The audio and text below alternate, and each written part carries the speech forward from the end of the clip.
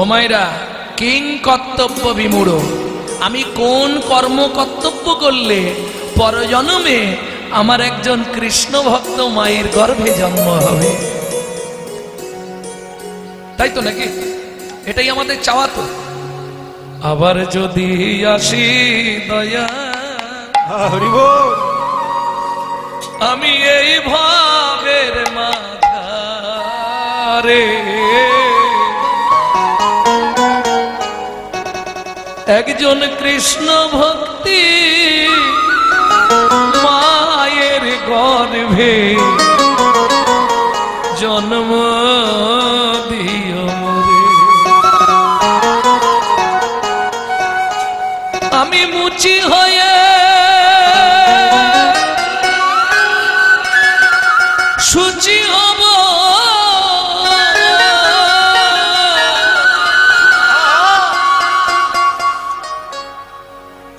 গাইব তোমার না,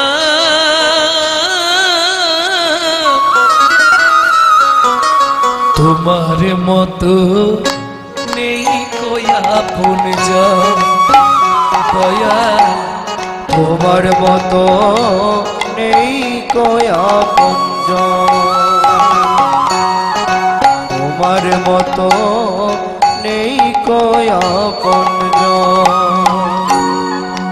আবার যদি আসি দয়া এ ভব সংসারে একজন কৃষ্ণ ভক্ত মায়ের গর্ভে জন্ম দিও মোরে দয়া, জন্ম দিও মোরে। রাধাকুণ্ডে স্নানে গেছি, তা একটি লোক পিছন থেকে রাধাকুণ্ডে বহুলাষ্টমীতে তো লোক হয় প্রায় ধরুন 15 থেকে 20 লক্ষ লোক। ওই রাত্রি 12টায় রাধাকুণ্ডে স্নান, তা একজন বারবার আমাকে ধাক্কা দিচ্ছে পিছন থেকে, ঘুরে বলছে ও ভাই তুমি দেখতে পাচ্ছ না? তখন ধরে খালি ধাক্কা দিচ্ছে। আমারই সমবয়সী, তা আমার হাত দুটো ধরে বলছে দাদা আমার দু চোখই অন্ধ, আমি চোখে দেখতে পাই না। তোমার বাড়ি কোথায়? বললে আমার বাড়ি শিলিগুড়িতে। তা শিলিগুড়ি থেকে তুমি এলে কি করে? বলে তা তো বলতে পারবো না। ভাবো,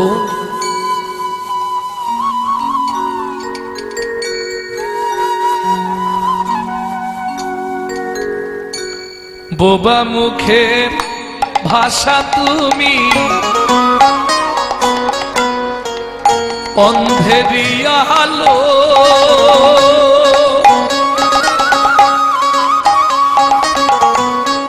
তোমার করুণা দয়া তার উপরে ভালো, দয়া তার উপরে ভালো। দেখুন, যে বোবা কথা বলতে পারে না, সে হাত পা নেড়ে ঠিক মানুষকে বুঝিয়ে দেয় সে কি বলতে চায়, তাই না? কি করে পারে এটা? একমাত্র তার কি না। বোবা মুখের ভাষা তুমি অন্ধেরি আলো, তোমার করুণা দয়া তার উপরে বলি অপুত্রের পুত্র তুমি গো,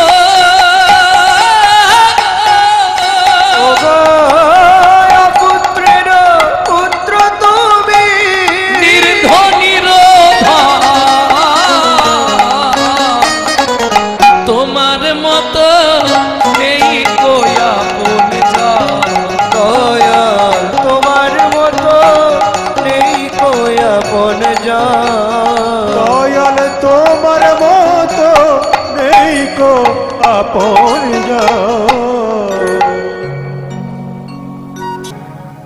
ভক্তমন্ডলী, ভক্তিমতী মায়েরা, তাহলে কৃত যাদ্রায়াত বিষ্ণু। আচ্ছা, যদি কলিযুগে আমরা মনে করি ধ্যান করে আমরাও মনুর মতো ভগবানকে লাভ করব, হবে? হবে না। কেন? দুটি কারণে আপনি কলিযুগে ধ্যান করতে পারবেন না। কি কি দুটি কারণ? চিত চঞ্চল দেহ দুর্বল, চিত চঞ্চল দেহ দুর্বল, ও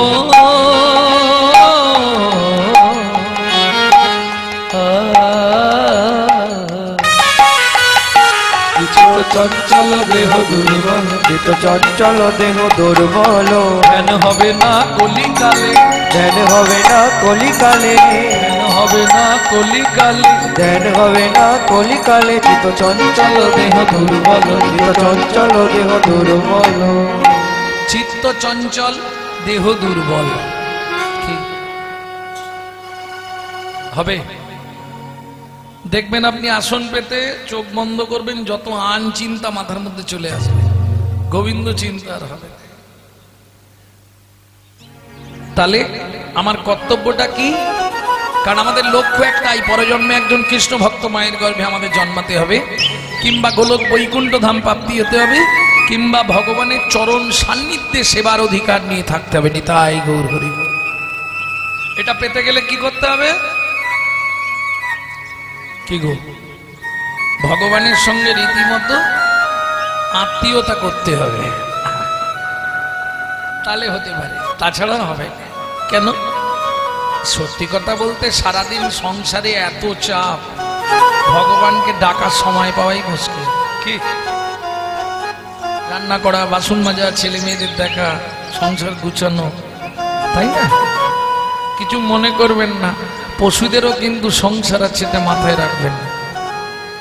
আমি প্রমাণ দিচ্ছি, কুকুরও ভাত খায়, মানুষও ভাত খায়, কুকুরও ঘুমায়, মানুষও ঘুমায়, কুকুরেরও সন্তানাদি আছে, মানুষেরও সন্তানাদি আছে। এক্সট্রা কি আছে?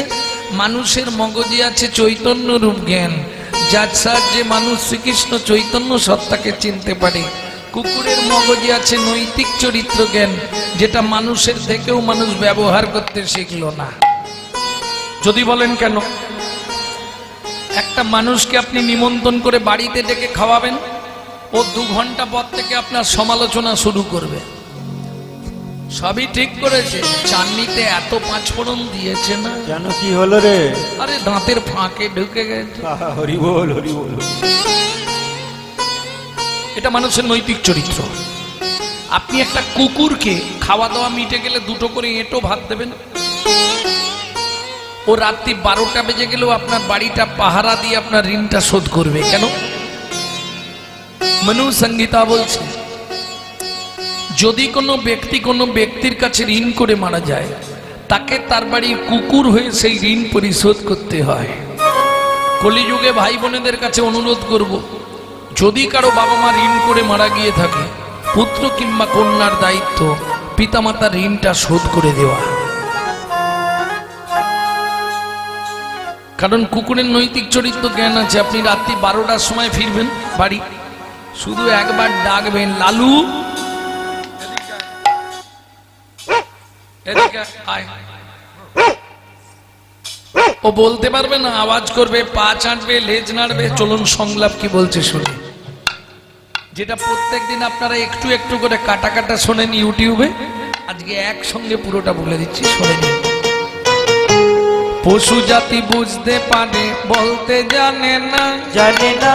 মানব জাতি জেনে বুঝেও মেনে চলে না, মানব জাতি জেনে বুঝেও মেনে চলে না। ছদ্মবেশে ঘুরলে দেশে মানুষ বলে না, মানুষ বলবো যেদিন জাগবে জ্ঞানের চেতনা, মানুষ বলবো যেদিন জাগবে জ্ঞানের চেতনা। নিজের আশা ভুগে মরে নিজের কর্ম দোষে, বাবা মাকে তাড়িয়ে দিয়ে কুকুর কিনে বসে, বাবা মাকে তাড়িয়ে দিয়ে কুকুর কিনে বসে। পৃথিবীতে এমন অনেক মানুষ আছে ভাই, মানুষের মতোই দেখতে মনুষ্যত্ব নাই। মানুষের মতোই দেখতে মনুষ্যত্ব নাই। মানুষ মানুষ নয় মনুষ্যত্ব ছাড়া যারা হোক না যত জ্ঞান বুদ্ধি বিবেকেতে বাড়া পারা ধনী আর মানে বড় বড় সেই নয় কৃষ্ণ প্রেম যার অন্তরে তারে মানুষ কয়। কৃষ্ণ প্রেম যার অন্তরে তারে মানুষ কয়। যার অন্তরে তারে মানুষ কয়। কৃষ্ণ প্রেম যার অন্তরে তারে মানুষ কয়। আস্তে আন কথা বলো না। সারা দিন রাত হরিনাম শুনলে 25 ভাগ পুণ্য সঞ্চার হয়। হরিবাসরে একটা আন কথা বললে 75 ভাগ মহাপাপ হয়। এটা কোথায় বলা আছে? বৈষ্ণব ধর্মের আইন গ্রন্থে হরি ভক্তি বিলাস। এইবার চলুন যে শ্লোকটি বললাম তার ব্যাখ্যাটা শুনব। চিরাদ দত্তং নিজ গুপ্ত বৃত্তং, চিরকালের যা গুপ্ত বস্তু। যারা শিক্ষিত সমাজ আছেন একটু ধ্যান দিন।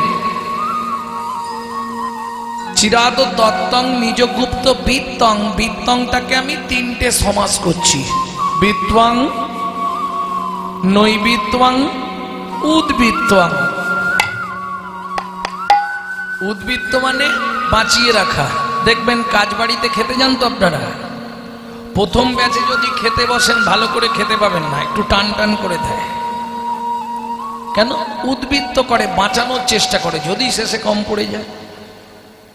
যেমন দেখবেন বাবা মার যদি অনেকগুলো ছেলে মেয়ে হয়, বাবা যদি 5 ছেলের জন্য 5টা মিষ্টি আনে, মা করে কি আধখানা করে সবাইকে দিয়ে বেশিটা লুকিয়ে রাখে ছোট ছেলে কিংবা ছোট মেয়েটার জন্য। কি করেন না? কেন? ওটা শেষ গুড়ন্তি তো, ওটা একটু ভালোবাসা বেশি পায়। ছোট ছেলেই হোক ছোট মেয়েই হোক, এরা খুব আদরে মানুষ হয়। আর আদরে আদরে শেষে গিয়ে ওইটাই ড্যাশ তৈরি হয়। নিতাই গৌর হরি বল, হরি বল। বুঝলেন না? বিশ্বপিতার 4 ছেলে, সত্য, তেতা, দাপর, কলি। তাহলে কলি কোন ছেলে? ছোট। সত্য, তেতা, দাপরে নাম দিলেন আধখানা, প্রেমটা উদ্বৃত্ত করলেন।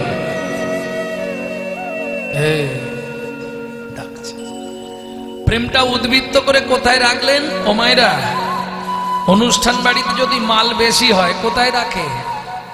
ইংলিশে বলা হয় স্টোর রুম, বাংলায় আমাদের ভাষায় গ্রাম্য ভাষায় বলা হয় ভাড়ার ঘর। আপনাদের দিকে কি বলে? ভাড়ার ঘর। তাহলে চলুন চৈতন্য মহাপ্রভু যে প্রেম উদ্বৃত্ত করলেন সেটা রাখলেন কোথায়?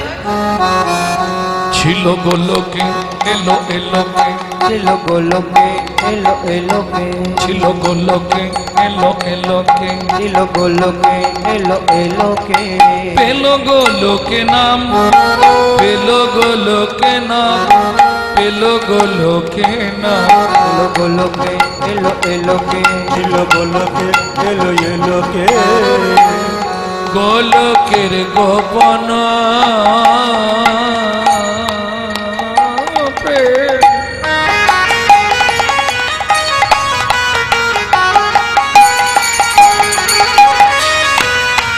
করিবারে দান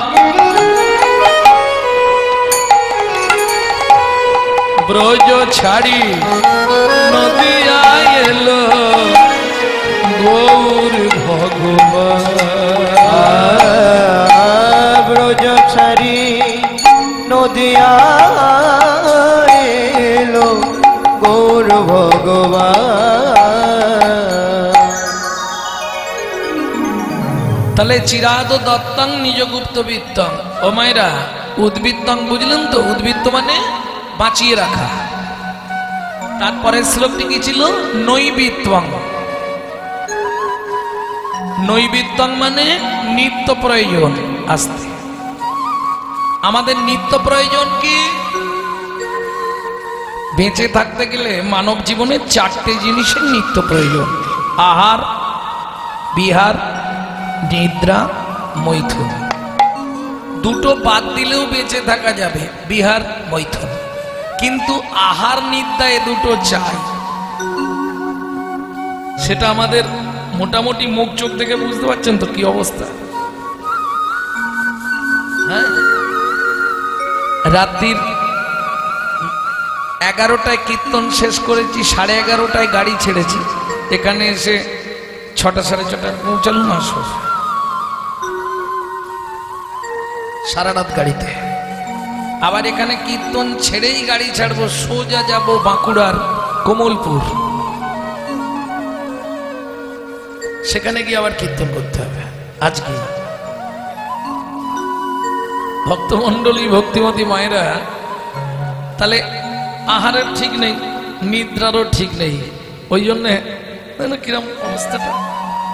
নিতাই গৌর হরি বল।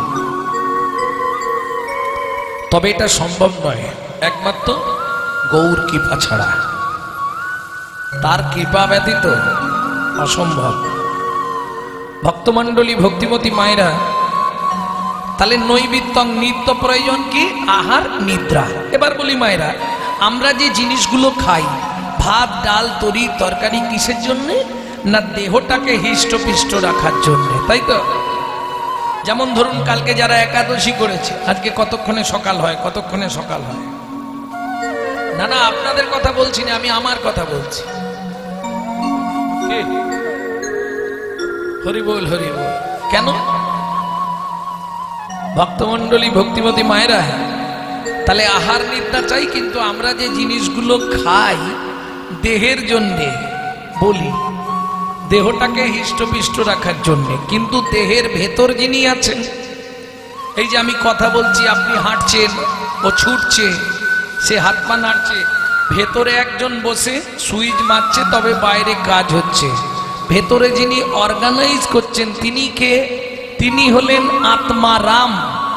তিনি কিন্তু এই জড়জাগতিক ভাত ডাল তরি তরকারি খায় না, তার খাবার হলো বিশুদ্ধ হরিনামামৃত সুধারস। তাই গৌর হরি বল। এইবার প্রশ্ন হবে, বিশুদ্ধ বললেন কেন?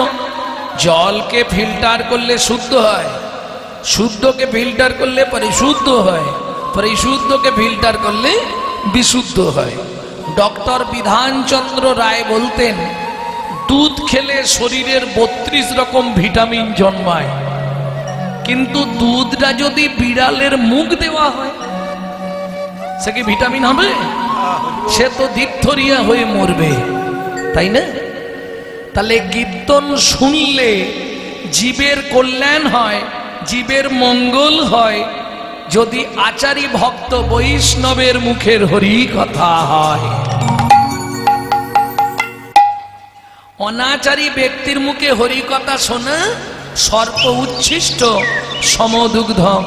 সাপের এঁঠো করা দুধ খেলে যেমন তোমার ভেতরে গিয়ে বিষক্রিয়া করবে, অনাচারী ব্যক্তির মুখে হরি কথা শুনলে তোমার ভেতরে গিয়ে বিষক্রিয়া করবে। বুঝা গেল? সারা রাত হরিনাম শুনবো, সকালবেলায় গিয়ে শাশুড়ির সঙ্গে ঝগড়া করবো, লাভ হবে কি? প্রেম সে বলো চৈতন্য মহাপ্রভু কি। এইটাকে বুঝতে হবে। তাহলে চিরাদ দত্তং নিজ গুপ্ত বিত্তং, উদ্বৃত্তং নৈবিত্তং। তাহলে আমাদের নিত্য প্রয়োজন কি? ভেতরের ব্যক্তিকে বাঁচিয়ে রাখতে গেলে নিত্য প্রয়োজন কি?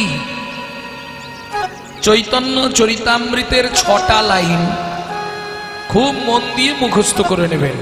কেমন? কৃষ্ণদাস কবিরাজ গোস্বামী মহাপ্রভুর আদেশে লিখলেন এই 6টা লাইন। কি করবে? নিত্য হরি নামামৃত সুধারস তোমাকে নিজে নিজে পান করে নিতে হবে। কিভাবে পান করবে? 7 5 মিলি নিজ দাঁড়েতে বসিয়া, 7 5 মিলি নিজ দাঁড়েতে বসিয়া, কীর্তন করহ সবে করতালি দিয়া, কীর্তন করহ সবে করতালি দিয়া, কীর্তন করহে সবে করতালি, কীর্তন করহ সবে করতালি দিয়া, করতালি দিয়া।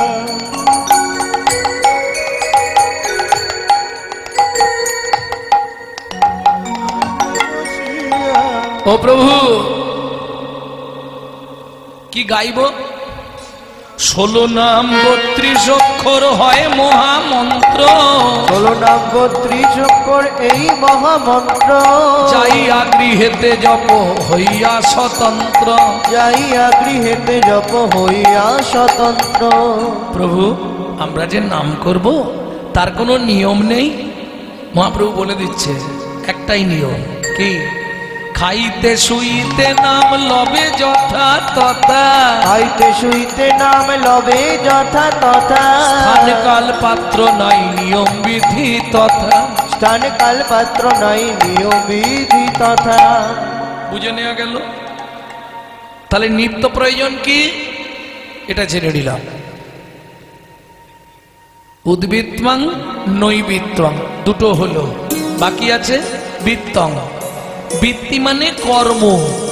তাহলে মনুষ্য জন্মের সার্থকতা কি? ভগবত ভজন। যারা এই ভজনের অধিকারী তারাই নাগরী, তারাই দর্শন করছে মহাপ্রভুর আজকের শয়ন শোভা। এই নাগরী চেয়ে দেখ, ওগো অলসেয়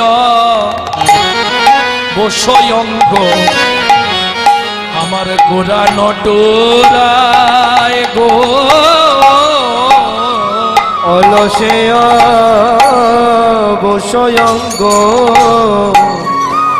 গোরা নটরায় গো, ওগো কি কহব সেনা শোভা কহনে না যায় যায় গো, কি কহিব সেনা শোভা কহনে না যায় যায় গো। অলসে অবস, অলস মানে শয়নে আছে। যখন আমরা শয়নে থাকি শরীর অবশ হয়ে যায় না?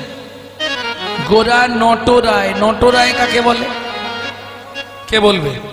কুঞ্জবিলাস গান বরাবর শোনেন। গোরা নটরায়, নটরায় কাকে বলে? পৃথিবীতে যিনি প্রথম নৃত্য সৃষ্টি করেছিলেন তিনি হলেন নটরাজ। যিনি সবার থেকে ভালো নাচতে পারেন তিনি হলেন নটবর। যিনি নিজে নাচুক বা না নাচুক সারা জগৎকে নাচাতে পারেন তিনি হলেন নটরায়, আমার চৈতন্য মহাপ্রভু।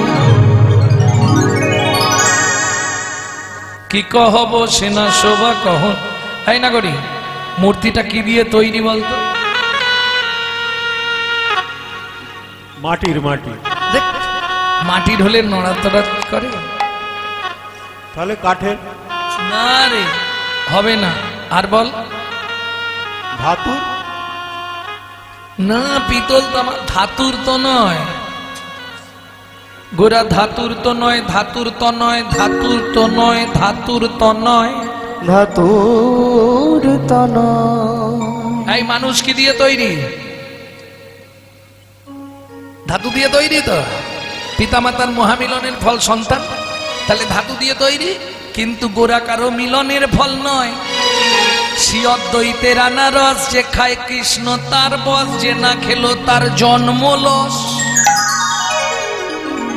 শান্তিপুরের বুড়ো মালি বৈকুণ্ঠের বাগান করে খালি এনেছিল রসবৃক্ষের চারারে, রসবৃক্ষের চারারে।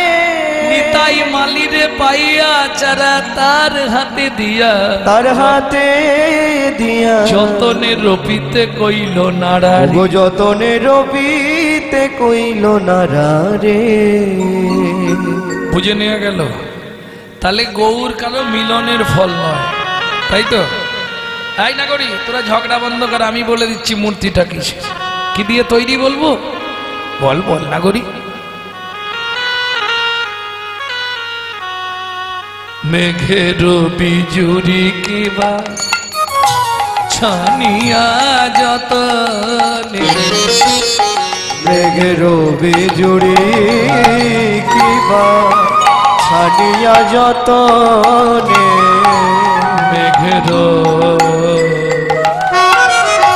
বিজুরি কিবা ছানিয়া যতনে, কত রস দিয়া বিধি কইল নিরবানে অতি মন কত রস দিয়া বিধি কইল নিরবানে বল কোন বিধাতা বানায়েছে বল কোন বিধাতা বানায়েছে আমি তার পায়ে ধরে আবার বলবো বলবো আর আগে গৌর বানাইয়ে দাও গো পায়ে ধরে আবার বলবো মানে দাও গো। পায়ে ধরে আবার বলবো কোন বিধাতা বানায়েছে আস্তে ভক্তমণ্ডলী ভক্তিমতী মায়েরা নাগরী বলছে বিধাতাকে গিয়ে বলবো আর একটা ওরকম বানিয়ে দিতে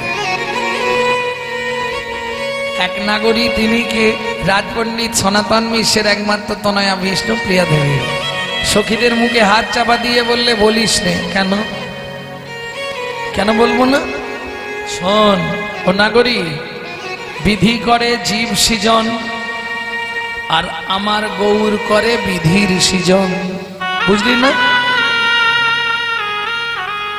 বলি ওটা বিধির গড়া নয় ওটা বিধির গড়ানো বিধির বিধি গৌর নিধি ওটা বিধির গড়া নয় এই বিধির বিধি আমার গৌর নিধি বলি বিধাতাকে গড়লো যিনি হরি হরি বিধি বল আমার গৌর নিধি দাদাকে করলো জি ওই বিধির বিধি আমার গৌর নিধি ওটা বিধির গড়ানো ওটা বিধির গড়ানো সবাই মিলে জোর করে ডেকে দিয়েছে ও গৌর এবার ওঠো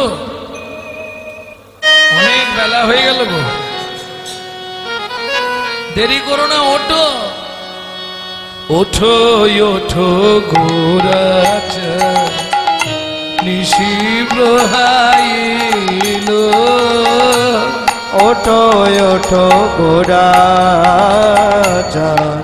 নিশি প্রহাইল নদিয়ার লোক স্বামী জাগিয়া বৈঠাল নদিয়ারো লোক সবে জাগিয়া বৈঠালো উঠো ওঠো গোরাছ নিশি প্রহাইল ওঠো গোরা নিশি প্রহাইল ময়ূর ময়ূরী রব কোকিলের ধ্বনি কত সুখে নিদ্রা যাও হে গৌর গুণমণি ওঠো ওঠো গোরা চাঁদ নিশি প্রহাইল ওঠো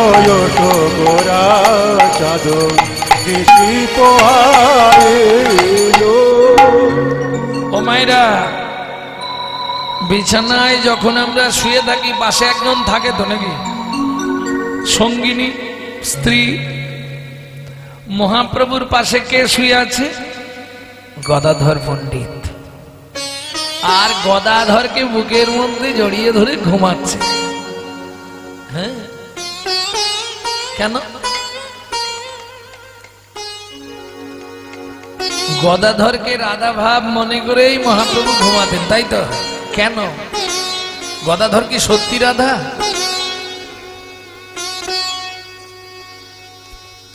গদাধর কোন তত্ত্বের সৃষ্টি জানেন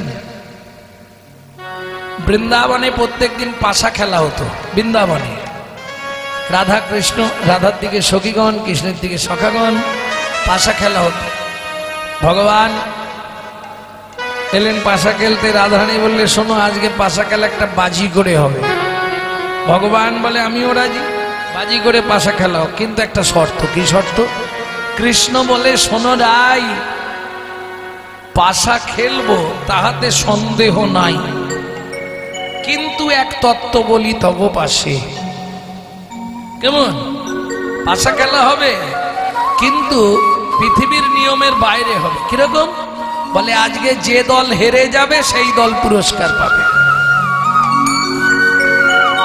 ভগবান কত চতুর দেখুন, সে তো জানে আমি কোনোদিন জিততে পারিনি, প্রত্যেকদিন আমি হেরে যাই, তাহলে পুরস্কারটা আমি পাবো। পুরস্কারটা কি না মহামিলন আলিঙ্গন। বেশ, পাশা খেলা শুরু হলো। এখন সখীরা রাধারানীর হাতে ধরে চাল দিয়ে দিয়েছে। হেন ঠিক এমতো সময় সুবল এসে গেছে, কানাই পাশা খেলছিস, দাঁড়া, তোর হয়ে চালটা আমি দিয়ে দিই। এখন সুবল তো বিষয়টা জানে না, সুবল জানে কৃষ্ণকে জেতাতে হবে, এমন ঘরে চাল দিয়েছে, কৃষ্ণ জিতে গেছে। বলো ব্রজেন্দ্রনন্দন ভগবান কৃষ্ণচন্দ্র কি জয়। চাল জিতে গেছে, সখীগণ বললে এই যে দাও, প্রত্যেকদিন আমরা যদি তুমি হেরে যাও, আজকে তুমি বলেছো হারা দলকে পুরস্কার দেওয়া হবে, না আমরা হেরে গেছি, তুমি জিতেছো। গোবিন্দ বলছে রাই এটা খেলার নিয়ম নাই। তার মানে তুমি নিজে বলেছো যে দল হারবে তাকে পুরস্কার দেওয়া হবে, বলে বলতে আমি পারি, কিন্তু নিয়মে কি তাই হয়? সখীগণ বললে শোনো শ্যাম, তুমি যদি পুরস্কার না দাও, আমরা এই দধি দুগ্ধ ঘিত ঘোল তোমার মাথায় ঢালবো, ঢেলে সাদা করে দেবো, তোমার মাও তোমাকে আর চিনতে পারবে না। কি করবে গোবিন্দ? ধীরে ধীরে গিয়ে রাধারানীকে আলিঙ্গন করতে গেলেন। আর যখনই কৃষ্ণ রাধাকে আলিঙ্গন করতে গেলেন, এই দুজনের মাঝখানে একশো কি বসেছিল, উঠে দাঁড়ালেন বিশাখা। ও না গো, এই জনসমুখকে সবাই কি তোমাদের ভালোবাসা বুঝবে? লোকে দেখলে কি বলবে? এই যে আক্ষেপ রয়ে গেল, রাধারানীকে ধরতে পারলেন না গোবিন্দ। তখন ওই পাশার মঞ্চে দাঁড়িয়ে ভগবান শ্রীকৃষ্ণ প্রতিজ্ঞা করলেন, রাধে, যে ইচ্ছা আমার আজকে পূর্ণ হলো না, আমি তোমার শক্তিতে সৃষ্টি করব গদাধর। যেদিন যেখানে যে মতো অবস্থায় আমার প্রয়োজন হবে, আমি গদাধরকে বুকে জড়িয়ে ধরে তোমার ভাব আস্বাদন করব, তোমার ভাব আস্বাদন করব। রাধাই গদা, গদাই রাধা, তোমার ভাব আস্বাদন করব। গদাই রাধা, রাধাই গদা, তোমার মনে আমার মন রইল বাধা। রাধাই গদা, গদাই রাধা, মনে আমার রইল বাধা। রাধাই গদার, গদাই রাধা, আস্বাদন করব। ভক্তমন্ডলী, ভক্তিমতী মায়েরা, তা বারবার যখন ডাকছে, তো মহাপ্রভু জেগে উঠেছে, গদাধরকে ডেকে দিয়েছে। আর মহাপ্রভু জাগলেই ডান হাতটা ডান দিকে কে শুয়ে থাকতো? মহাপ্রভু কে?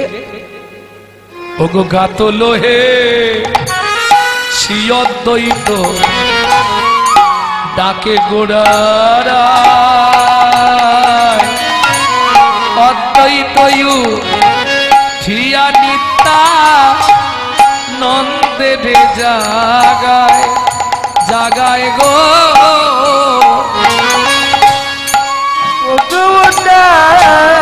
নন্দে জাগায় গায় গো। বারবার ডাকতে ডাকতে সবাই জেগে উঠল। কেমন? এবার উঠিয়া গৌরাঙ্গ চাঁদ বসলেন সিংহাসনে, উঠিয়া গৌরাঙ্গ চাঁদ সিংহাসনে, গৌরাঙ্গ চাঁদ বসলেন সিংহাসনে। সুশীতল জল কইল মুখ পক্ষালনে, সুশীতল জল কইল মুখ পক্ষালনে। এই 4টের সময় কেউ যদি ঘুমায় আর তাকে যদি 6টার সময় ডেকে দেওয়া হয়, তার ভাবটি কিরকম হবে? উঠেছে, বিছানায় বসেছে, কিন্তু ঘুম তো চোখের ছাড়ছে না। কিভাবে আছে মহাপ্রভু দেখুন, ভাবটি কে দেখাচ্ছে? বাসুদেব ঘোষ মহাশয়। ঘুম ভেঙেছে, চোখ খুলেছে, কিন্তু ভাবটি এমন যেন উঠতে পারছে না। বেচারি কি কষ্ট।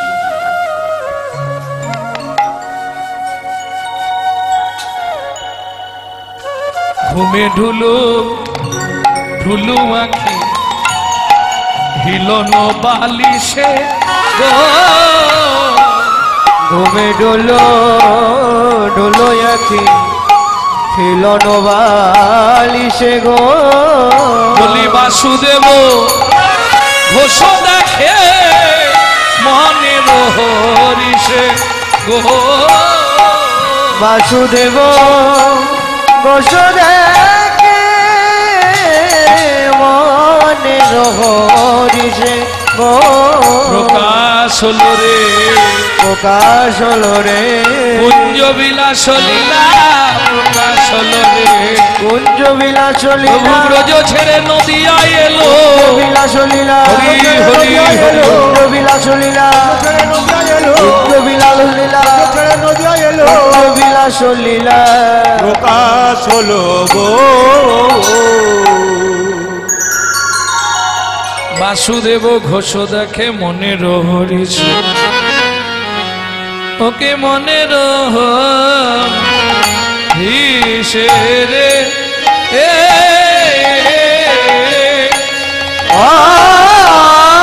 বাসুদেব ঘোষ দেখে মনের হরিষে গো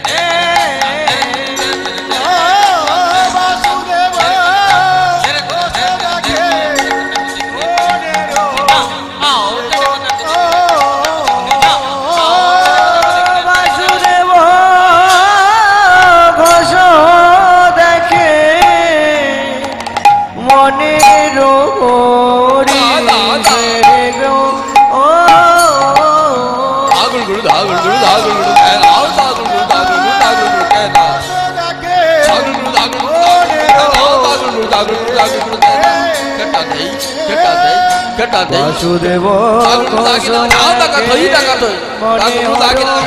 ঋষে গো